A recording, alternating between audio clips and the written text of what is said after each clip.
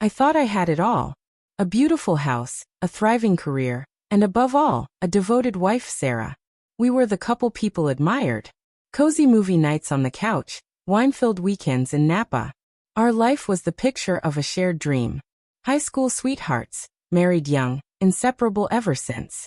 We never spent a night apart, not that either of us wanted to.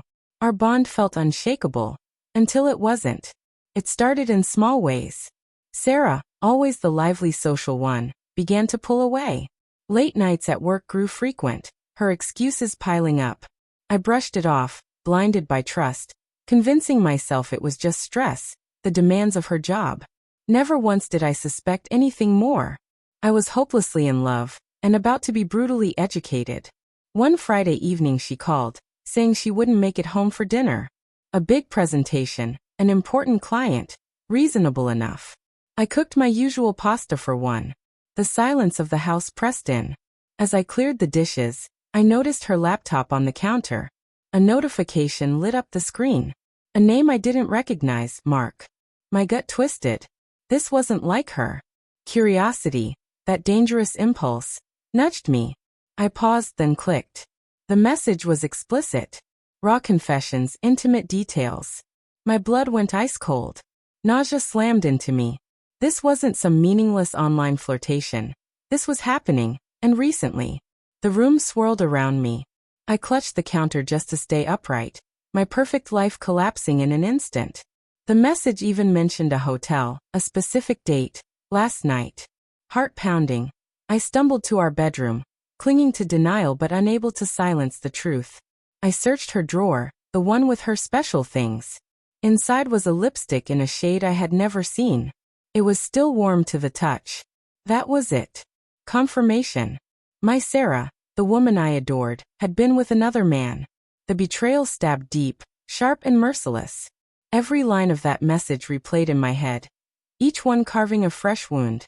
Sleep was impossible. I lay staring at the ceiling, replaying every tender memory now twisted by suspicion and lies. Love curdled into anger, into a toxic thirst for revenge. The days that followed were agony. Sarah, unaware I knew, carried on her charade.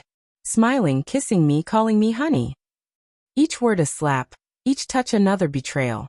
I wanted to rage, to confront her, to let the storm inside me loose. But I didn't. I had a plan. Her punishment would not be an emotional outburst. It would be precise, deliberate, devastating. I hired a lawyer, filed for divorce, and quietly moved half our savings into a new account. I gathered proof of her affair, recording every detail. I even confirmed the hotel visit at the front desk. Each day my resolve hardened. I would not be her victim. I would reclaim my dignity, my peace. I called it Operation Open Book. Her downfall laid bare. I built a website, a digital gallery of her deceit. Screenshots of the messages, photos of the lipstick, the hotel receipt, organized and annotated.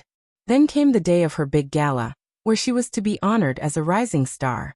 I watched from the sidelines as she beamed on stage, basking in admiration. That's when I sent the email. A single link with the subject, "The Real Sarah." Within minutes, phones buzzed throughout the room. Whispers swelled into gasps as people opened the site. Shock, disgust, disbelief etched on their faces. Her confident posture faltered. Pride drained into panic. She stumbled over her words, but it was too late. The evidence spoke louder than anything she could say. Her carefully crafted world collapsed on the spot. The fallout was swift and merciless. Her reputation, her career, her social circle, destroyed. Everywhere she went, whispers trailed her, branding her with the mark of betrayal. Friends withdrew. Colleagues avoided her eyes. The empire she built turned into a wasteland of her own making. Section 6. Finding peace, not forgiveness. Some would call what I did cruel, too harsh. I disagree. She chose her actions. She earned the consequences. Did I revel in her ruin? No. But did I feel vindicated exposing her truth? Without question. The wound of betrayal will never fully close. It's carved into me.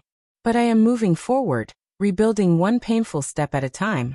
No longer naive, no longer blinded by love. Stronger, wiser, watchful. Forgiveness may be divine, but not every scar deserves to fade. My peace comes not from mercy, but from justice.